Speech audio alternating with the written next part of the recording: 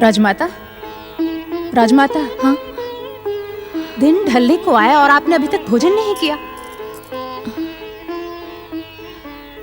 मन ही नहीं हुआ निर्मला। राजमाता, रुष्ट ना हो तो एक बात पूछूं? पूछो निर्मला।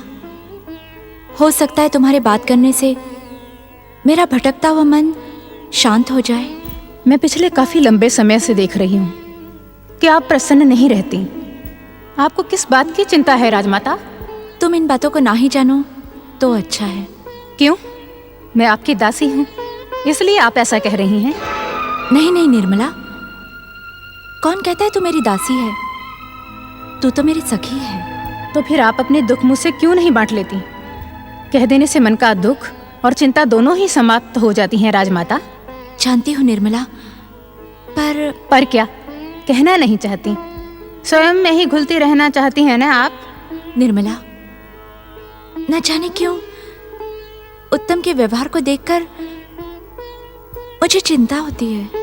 महाराज उत्तम का व्यवहार? ये आप क्या कह रही हैं राजमाता? हाँ निर्मला, मैं सच कह रही हूँ।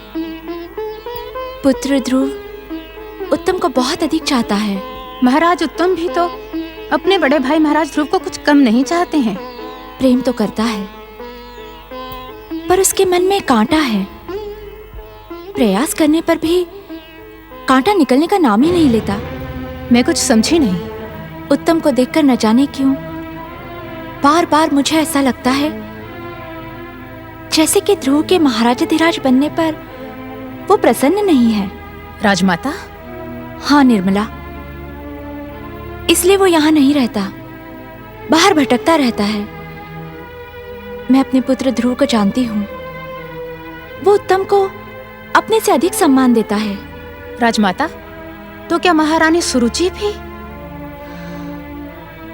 निर्मला, बहन सुरुचि भी उत्तम के व्यवहार से कम दुखी नहीं है। मैं तो अपने आराध्य भगवान विष्णु से प्रार्थना करती हूँ कि वे मनुवंश पर सदा ही कृपा बनाए रखे और उत्तम को सद्बुद्धि दे। प्रणाम माताश्री। प्रणाम। तो माता सुरुचि के समान आपको भी भैया उत्तम की चिंता सता रही है माताश्री? आओ पुत्र ध्रुव, क्या तुम?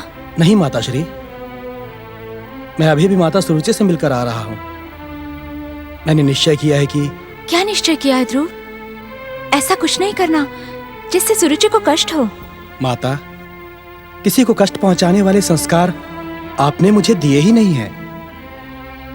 मैं तो माता सुरुचि को प्रसन्न करने का उपाय सोच रहा हूँ।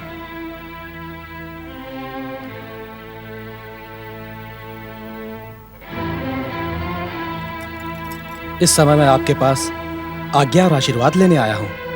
मेरा आशीर्वाद तो सदा ही तुम्हारे साथ है, पर तुम आज्ञा किस बात की मांग रहे हो?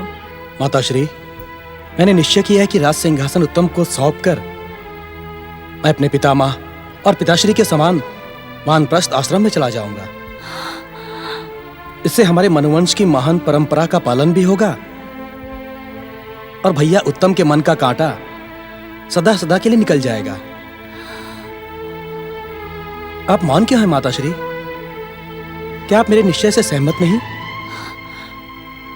प्रश्न सहमति का नहीं है पुत्र, प्रश्न है परंपराओं का, प्रश्न है प्रजा का, प्रश्न है न्याय का। आज तक मनुवंश की परंपरा रही है कि पिता अपने पुत्र को राज्यभार सौंपकर वन के लिए प्रस्थान करता है।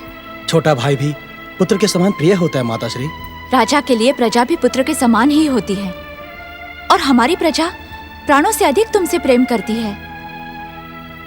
जनमत की इच्छा के बिना इतना बड़ा निर्णय लेना अनुचित होगा। निश्चिंत रहे माताश्री, मैं अपने प्रजाजनों की अनुमति लेकर ही इस बात का अंतिम निर्णय करूंगा। मैं जानता हूं मेरी प्रजा मेरी विनती को कभी अस्वीकार नहीं करेगी। अब मुझे आज्ञा दे माताश्री। ध्रुव, तुम सचमुच उत्तम को राज्य का स्वामी बनाना चाहते हो तो मैं तुम्हें रोकूंगी नहीं, परंतु वन जाने का विचार तुम्हें त्याग देना चाहिए। ये आप क्या कह रही माताश्री? बिना मेरे वन जाए भैया उत्तम राज सिंहासन को कभी स्वीकार नहीं करेंगे। हम सबके समझाने पर वो अवश्य स्वीकार करेगा। परंतु इस आज्ञा का कोई विशेष कारण? पुत्र ध्रुव, उत्तम में वो योग्यता नहीं है जो प्रजाजनों को सुशासन देकर प्रसन्न रख सकें। उसे राजपद पर बिठाकर भी सारा राजकाज तुम्हें ही संभालना होगा। ध्रुव, प्रजाजनों को सुखी और प्रसन्न रखना तुम्हारा पहला कर्तव्य है। मैं आपके आदेश का पालन करूंगा माताश्री। प्रणाम। ध्रुव, इस समय कहाँ जा रहे हो? माता, मैंने माता सुरुचि को वचन दिया है कि भैया उत्तम को खोजकर लाऊंगा। वो ना जाने कहाँ चला गया है। मुझे आशीर्वाद दे माताश्री। नमो नारायण। मनुवंश के भगवान आराध्य विष्णु तुम्हें सफल करें। प्रणाम।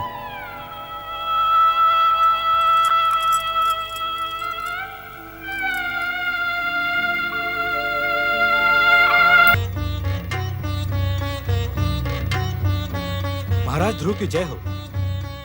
महामंत्री जी, आप तो महाराज उत्तम की खोज में गुरुकुल जाने वाले थे।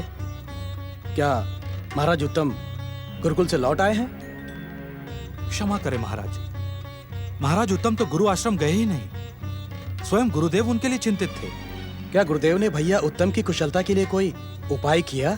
किया महाराज, गुरुदेव ने कुछ पूजा एवं अनुष्ठान प्रारंभ किए हैं, परंतु स्पष्ट रूप से कुछ नहीं कहा। मुझे ये बात समझ में नहीं आई कि जब भैया उत्तम को गुरु आश्रम में जाना ही नहीं था तो माता सुरुचि से गुरु आश्रम में जाने की बात क्यों कही? ये तो मैं नहीं जानता महाराज, परंतु लंबे समय से देख रहा हूं कि महाराज उत्तम व्यग्र और चिंतित रहते हैं। क्या आपने कभी उनके मन की बात जानने का प्रयास नहीं किया? किया महाराज, परंतु वे मुझ पर ही बरस पड़े। कहने लगे मुझसे कुछ भी पूछने का व्यर्थ प्रयास ना करें। महाराज की जय हो। क्या समाचार लेकर आए हो सेनापति? महाराज उत्तम को कुछ लोगों ने यक्ष भूमि की ओर जाते हुए देखा है। यक्ष भूमि की ओर? उत्तम को यक्ष भूमि की ओर जाने की आवश्यकता ही क्या पड़ी थी, और वो भी हमें बिना बताए? ये तो उचित नहीं होगा महाराज। यक्ष जाति अपने उपनिवेश को स्वतंत्र कराने के लिए पिछले लंबे समय से हमारे विरुद्ध विद्रोह कर रही है। ऐसे में महाराज उत्तम का अकेले यक्ष भूमि जाना, नहीं महाराज, ये उचित नहीं है, कदापि उचित नहीं है। हमें उन्हें रोकना होगा। मैं स्वयं जाऊंगा। हाँ? आप जाएंगे? मैं स्वयं जाकर उत्तम को यक्ष भूमि में जाने से पहले ही रोक लूंगा, जिससे किसी प्रकार की कोई आशंका ही ना रहे। हाँ। आप जैसा परोपकारी और परहित की चिंता करने वाला मैंने दूसरा नहीं देखा।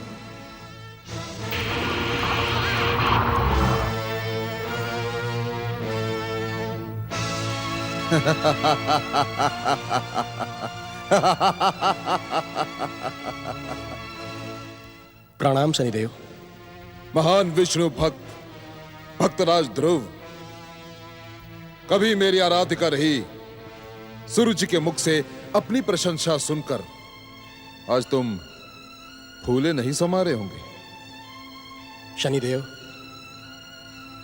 सच्चा हरिभक्त वही होता है जो न प्रशंसा से प्रसन्न होता है और न निंदा से रुष्ट। वो तो अपना सब कुछ अपने आराध्य प्रभु के सामने समर्पित करके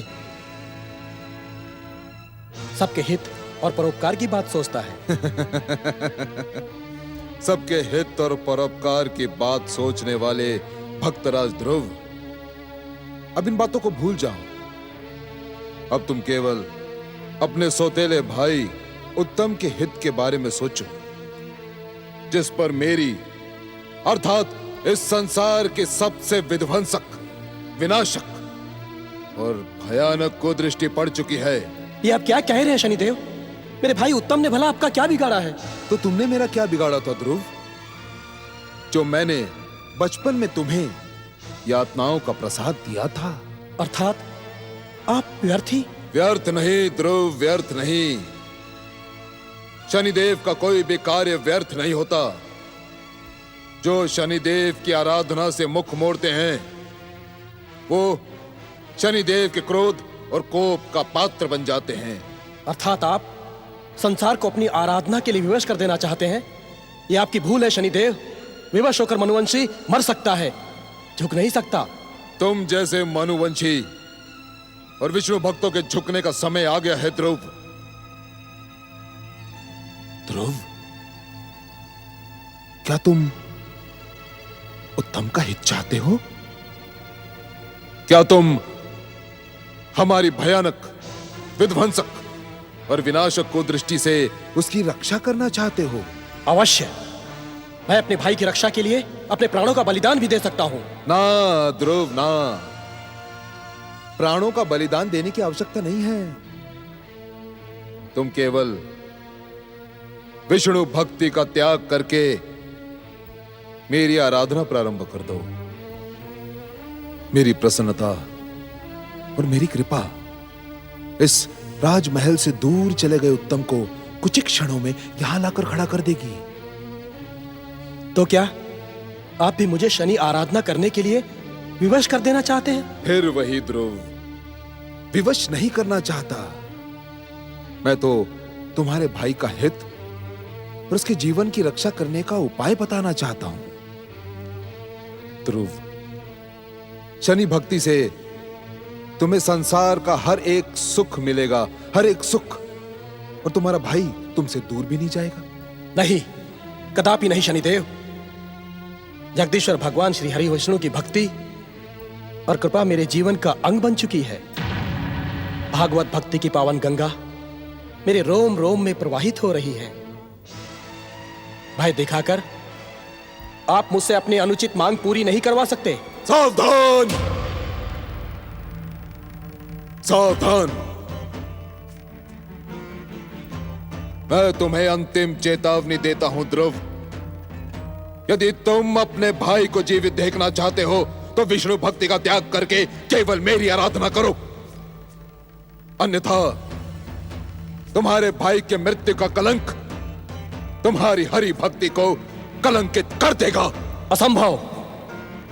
जगदीश्वर भगवान की कृपा से मेरे भाई को कुछ भी नहीं होगा। होगा, अवश्य होगा, क्योंकि वो अभागा अब दंडनायक शनिदेव के दंड का पात्र बन चुका है ध्रुव। और तुम ये जो विष्णु भक्ति का राग आलापते हो ना, मैं उसकी कीर्ति को मिट्टी में मिलाकर रख दूंगा। सारा संसार तुम पर थूकेगा ध्रुव। और जो तुम्हारी प्रशंसा करते नहीं थकते वे तुम्हें अपने भाई की हत्या करवाने वाला स्वार्थी कहेंगे। नहीं शनिदेव, नहीं। सच्चे भागवत भक्तों को भयभीत करके भागवत भक्ति से डिगाया नहीं जा सकता। अब आप जा सकते हैं और भविष्य में हमारे मनुवंश पर अपनी काली छाया और कुदृष्टि डालने की भूल कभी न कीजिएगा।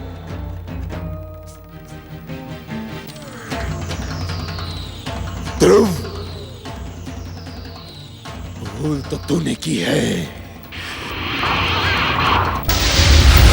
लक्ष्मी नारायण नारायण नारायण, भज मन नारायण नारायण नारायण। लक्ष्मी ना तस्मै श्री गुरुभ्यो नमः। देवगुरु बृहस्पति, आपके दर्शन पाकर मैं औपचारिकता की बातें बाद में कर लेना नारद।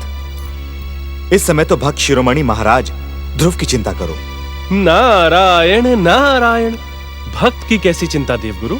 नारद, भक्त श्रेष्ठ ध्रुव अपने सौतेले भाई उत्तम के विचित्र व्यवहार से चिंतित हैं और चाहते हुए भी वे उन्हें प्रसन्न करने का कोई उपाय नहीं कर पा रहे हैं। नारायण नारायण, भक्त शिरोमणि ध्रुव की चिंता का अंत होना ही चाहिए। तुम इसी समय वैकुंठ लोक जाकर जगदीश्वर भगवान से क्षमा करें देवगुरु, महाप्रभु इस समय वैकुंठ में नहीं है। वैकुंठ में नहीं है तो कहां है? उनकी तो वही जाने। सारा संसार उन्हीं का तो है। जहां इच्छा हुई होगी वहीं चले गए होंगे। उन्हें खोजना ही होगा नारद। उनकी इच्छा के बिना देवगुरु? भक्ति की शक्ति से उनकी इच्छा को अपने अनुकूल बनाया जा सकता है नारद। तुम केवल जगदीश्वर के पार्षद ही नहीं, उनके परम प्रिय भक्त भी हो। कहीं ऐसा न हो कि राहु के उकसावे पर उत्तेजित शनिदेव। नारायण नारायण, तो बात यहां तक आ पहुंची है? हाँ नारद, नियति राहु और शनिदेव को माध्यम बनाकर ध्रुव और उत्तम के निकट जा पहुंची है। देवगुरु, भले ही नियति अपना खेल दिखाने के लिए राहु और शनिदेव को माध्यम बनाया हो, भले ही नियति उत्तम और भक्तराज ध्रुव के निकट जा पहुंची हो, परंतु नारायण नारायण, होगा वही जो देव देवेश्वर भगवान नारायण की इच्छा होगी। इस सत्य से तो हम भी परिचित हैं नारद। परिचित हैं तो विश्वास के सहारे हम कर्म को त्याग कर हाथ पर हाथ धरे बैठे तो नहीं रहेंगे नारद। कर्म और सत्कर्म तो करना ही पड़ता है। जो हमारा कर्म है वो हम करेंगे, जो उनका कर्तव्य है वो करेंगे। तब तो देव देवेश्वर भगवान नारायण का मार्गदर्शन लेना ही होगा। यदि जगदीश्वर ने इसी समय हस्तक्षेप न किया तो कुछ भी हो सकता है। देवगुरु, मुझे आज्ञा दें।